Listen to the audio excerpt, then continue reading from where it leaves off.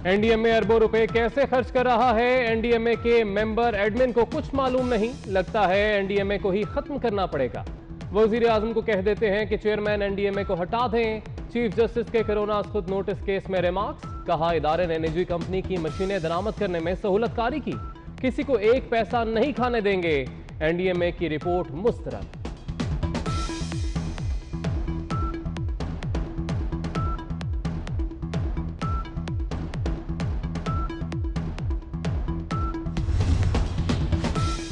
पाकिस्तान को दुनिया का करप्ट तरीन मुल्क कहा जाता है। शर्म का मकाम है कि पायलट्स के लाइसेंस जाली निकले। चीफ जस्टिस के रिमार्क्स। कहा जाली लाइसेंस पर दस्तखत करने वाले जेल जाएंगे।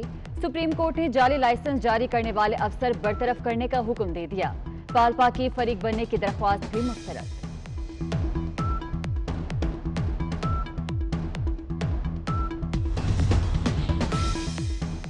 जाली दवा बनाने और बेचने पर सजाए मौत होनी चाहिए। नॉन रजिस्टर्ड अद्वियात मंगवाने की इजाजत कैसे दी? ड्रैब की मिली भगत के बगैर कोई दवाई नहीं आ सकती। चीफ जस्टिस का इजहार बरहमी। कहते हैं ड्रैब के नाक के नीचे जाली अद्वियात मिल रही हैं। भारत से खाम माल दोबारा आ रहा है। सेक्रेटरी सेहत की सरजनिश।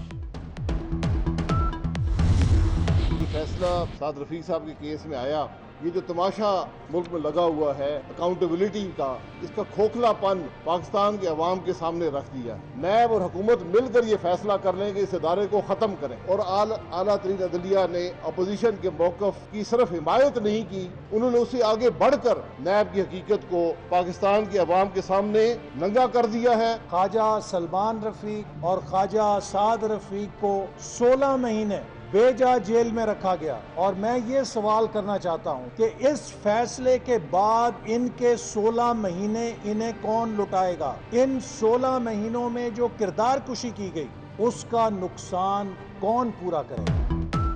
मुल्क में एहतसाब के नाम पर तमाशा जारी है। सुप्रीम कोर्ट ने वो बातें लिख दी जो हम कह रहे थे। ख्वाजा बरादरान की किरदार कुशी का नुकसान कौन पूरा करेगा? हुकूमत को घर भेजना जरूरी हो गया है। लीगी रहनुमाओं की मीडिया से गुफ्तगू। साद रफीक बोले हमें इंसाफ देने में ताखीर की गई।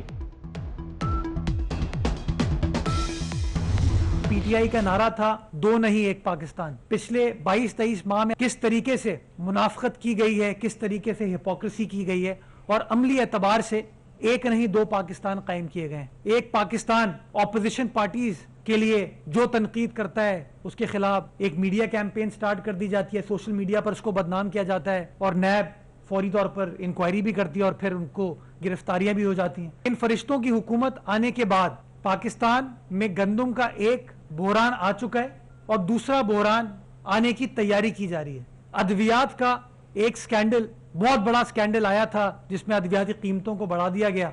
बड़ी बड़ी बातें की गई, कोई कार्रवाई नहीं हुई। नाअहली का वायरस कौम को नुकसान पहुंचा रहा है। फरिश्तों की हुकूमत आने के बाद मुल्क में बहरान आए। चीनी बहरान, गंदम और अद्वियात का स्कैंडल आ चुका है। वजीर आजम के नोटिस लेने के बाद अवाम की चीखें निकल जाती हैं। तर्जुमान सिंध हुकूमत मुर्तजा वहाब की न्यूज कॉन्फ्रेंस।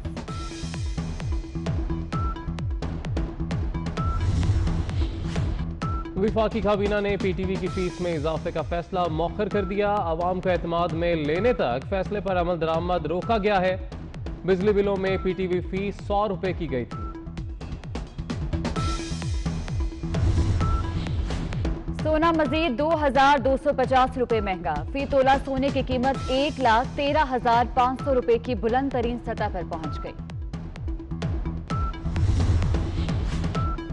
लाहौर समेत पंजाब भर के यूटिलिटी स्टोर्स पर आटे की किल्लत बरकरार। लोग बाजार से महंगे दामों आटा खरीदने पर मजबूर। मुख्तलिफ शहरों में चीनी की 85 से 90 रुपए किलो फरोख्त जारी। फौजी अदालतों से सजा याफ्ता 196 अफराद की जमानतें मुअत्तल। सुप्रीम कोर्ट ने पेशावर हाई कोर्ट का फैसला कलअदम करार दे दिया। वफाकी हुकूमत से मुकदमात की तफसीलात तलब। समाअत जुम्मे तक मुलतवी।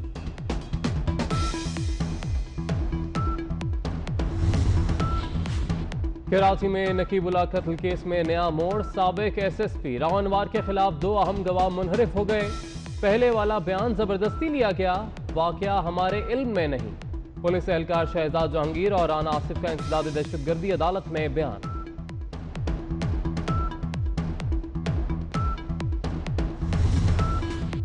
कराची में हवाला हुंडी के जरिए रॉ को रकम फराहम करने वाला इंटरनेशनल नेटवर्क बेनकाब।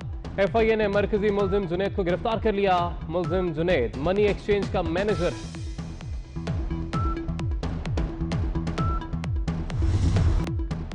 सावन की झड़ी लग गई। लाहौर, शेखुपुरा, फैसलाबाद समेत पंजाब के मुख्तलिफ शहरों में बारिश। हवाएं चलने से मौसम खुशगवार।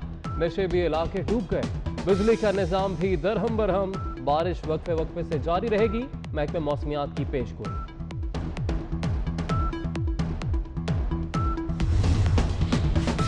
जुड़वा शहरों में बारिश से जल थले। रावलपिंडी और इस्लामाबाद में मूसलाधार बारिश से एक्सप्रेस वे डूब गई। गाड़ियां पानी में फंस गईं। शहरियों को मुश्किलात।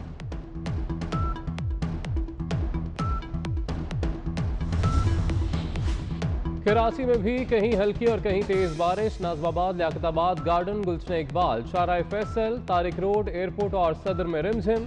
गर्मी की शिद्दत में कमी के बावजूद लोड शेडिंग में कमी ना आई। लड़का बनकर लड़की से शादी करने वाला आकाश अदालत से गैर हाजिर। लाहौर हाईकोर्ट रावलपिंडी बेंच का इजहार बरहमी। 24 जुलाई को आकाश को मेडिकल रिपोर्ट समेत पेश करने का हुक्म।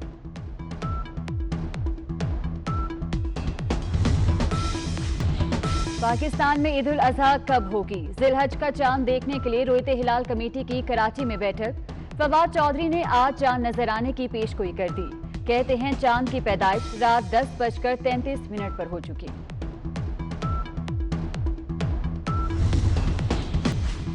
और इंग्लैंड के बेन स्टोक्स बेहतरीन ऑलराउंडर करार। वेस्टइंडीज के जेसन होल्डर दूसरे नंबर पर आ गए। बैटिंग में ऑस्ट्रेलिया के स्टीव स्मिथ की पहली पोजीशन। बॉलिंग में ऑस्ट्रेलिया के बेट कमिंस सबसे आगे।